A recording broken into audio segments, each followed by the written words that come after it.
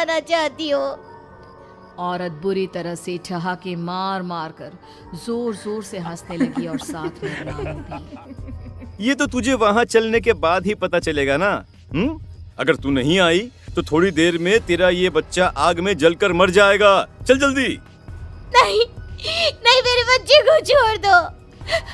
तुम जहाँ कहोगे मैं तुम्हारे साथ चलने के लिए तैयार हूँ। और उसके बाद उस बच्चे को झोपड़ी में लिटाकर आगे आगे वो साया चल रहा था और उसके पीछे पीछे रामू अपनी पत्नी के बाल पकड़कर उसे घसीटते हुए जंगल की तरफ ले गया।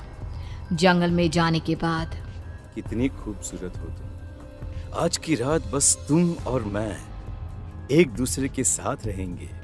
मुझे तुमसे बहुत डर लग रहा है। तुम्हें क्या हो गया है? तुम तो बिल्कुल ठीक थे। वो होगा जो हमारे बीच होना चाहिए। तो आओ आओ, अपने आप को मेरे हवाले कर दो। कमला ने डर की वजह से अपनी दोनों आंखें कसकर बंद कर ली थी। रामू ने बुरी तरह से चीख कर कमला से कहा, आंखें खोलो अपनी और मेरी तरफ देखो। कमला ने जैसे ही अपनी आंखें खोली उसने देखा कि रामू एक खतरनाक खूनी हैवान में बदल चुका था। कौन हो तुम? जाने दो मुझे। क्या चाहते हो मुझसे? वही जो एक आदमी एक औरत से चाहता है।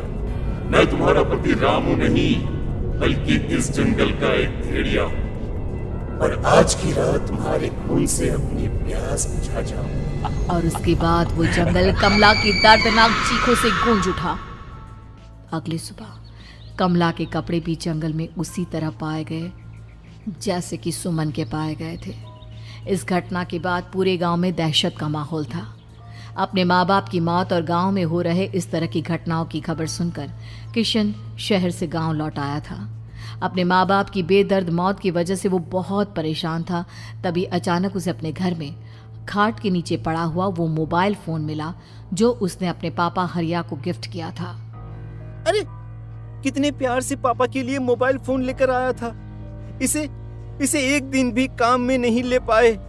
और आखिर कौन है जो गांव में इस तरह की हत्याएं कर रहा है? क्या है इन सब के पीछे? क्या है? मुझे पता करना ही होगा, वरना एक दिन पूरा का पूरा गांव खाली हो जाएगा। इस गांव में एक भी जिंदा इंसान नहीं बचेगा। गांव के लोगों की मदद करने के इरादे से किशन अपने गांव से दूर एक दूसरे गांव में बहुत बड़े तांत्रिक के पास मिलने के लिए गया। तांत्रिक बाबा, अब आप ही कुछ उपाय बता सकते हैं। भगवान जाने हमारे गांव को किसकी नजर लग गई है। नजर नहीं लगी है, किसी ने तुम्हारे गांव को बद्दुआ दी है। किसी सताई हुई आत्मा का प्रकोप है और अब वो पूरे गांव में किसी को नहीं छोड़ेगी जब तक उसकी आत्मा को शांति नहीं मिल जाती। अरे लेकिन ऐसा कौन है बाबा?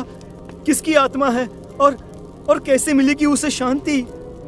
मौत है, मौत कहीं से भी आएगी और सबको निगल जाएगी। इससे बचने का सिर्फ एक ही उपाय है, लेकिन उस उपाय को करना आसान नहीं होगा। जो भी उस उपाय को करने की कोशिश करेगा उसकी जान जा सकती है। भले ही मेरी जान चली जाए, लेकिन मैं अपने गांव के लोगों की जान बचाने की पूरी कोशिश करूंगा बाबा। तो ठीक है, फिर अगली अमावस की रात जैसा मैं कहता हूँ वैसा ही करना।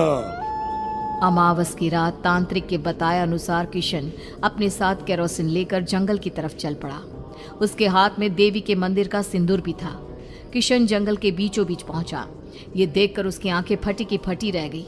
वहां एक उबलते पानी का तालाब था और कई लोगों की लाश लटक रही थी। किशन के माँ बाप की लाश भी वहीं थी।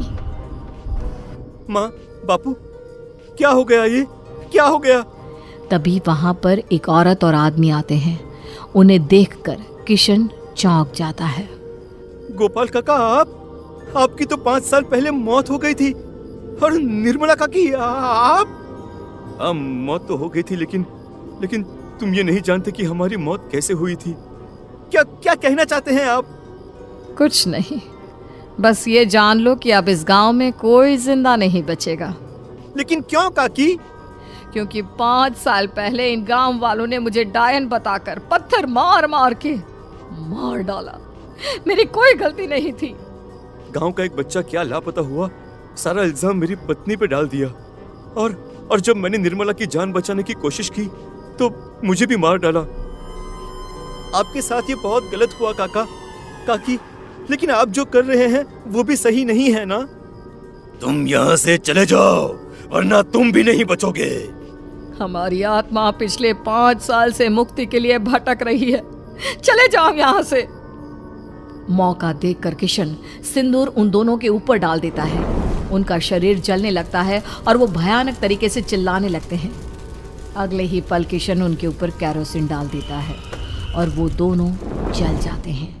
किशन अपने माँ बाप और दूसरी लाशों का अंतिम संस्कार करवाता है और अपने घर लौट आता है, लेकिन वो अभी भी इस बात से अनजान है कि मोबाइल अभी भी बज रहा था। मैं मौत हूँ।